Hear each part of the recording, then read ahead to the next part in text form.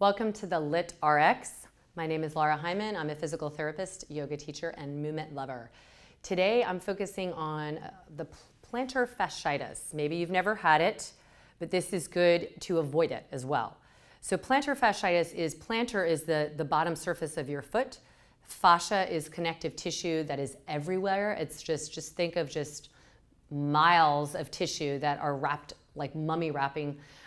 Muscles, tendons, organs, everything is wrapped in this fascia.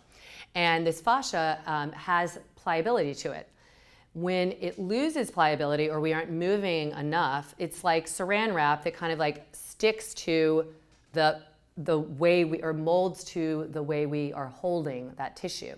So plantar fasciitis is the stuff underneath the foot that has gotten, the fascia has gotten restricted and inflamed. So itis is always like, ouchie, there's something going on.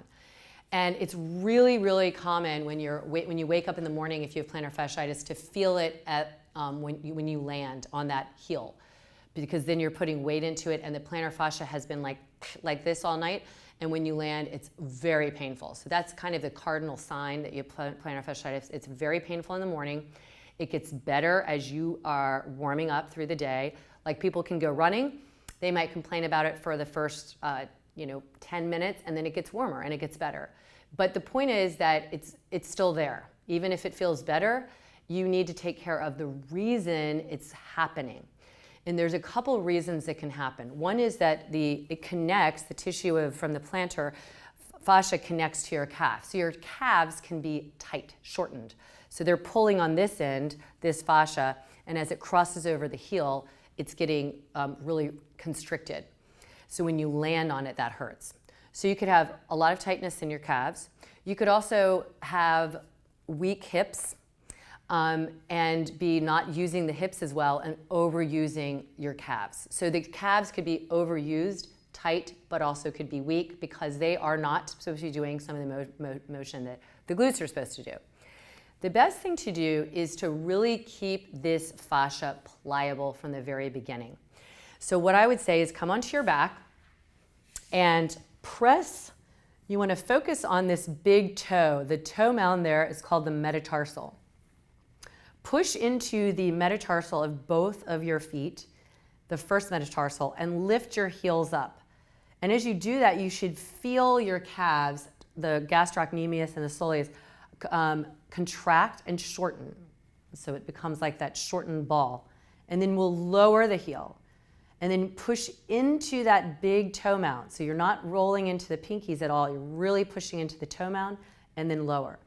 And then continue to do this, but start to add a little more bounce to it. So what you're doing here is preparing that plantar fascia for what its biggest job, which is to direct energy from the foot into the leg, not let it get stuck there. So if you're getting a calf cramp, hey, that's okay as well, but keep pushing down into the big toe mound. So you're warming that up, and we'll do this in weight bearing as well. This is weight bearing of sorts, but not a lot. And then lift up one more time, push into the big toe, and then lower. Now put your fingers in your hip creases and lift your right knee over the right hip, and then lower that. Lift your left knee over the left hip. So the reason you keep doing this, you have the fingers in the hip crease so that you are getting an accurate motion of hip flexion. When you don't have this action of hip flexion, you're not set up for good hip extension, which is the opposite. And that's what you need in push off of your gait of walking or of your running. If you don't have adequate hip flexion like we're doing now, and you don't have adequate hip extension, then what do? You substitute with your calves. They get overused and they pull on the plantar fascia. So we're going to take these two actions in a standing position. So come around, come up to stand, and we're going to look down at the big toe mounds and lift up the heel and lower. The reason, I'll face this, the reason it's important to look down is you can see the tendency for the ankles to roll. This is neutral ankle, and so the plantar fascia is being pulled equally, symmetrically. Pressing down, so now we'll start to lift and lower more. The knees are not locked out. and I'm just trying to kind of bop the heels down and really push into the big toes. So if this is problematic or hard for you, this is something you need to do. Everybody should do this. Again, to avoid plantar fasciitis.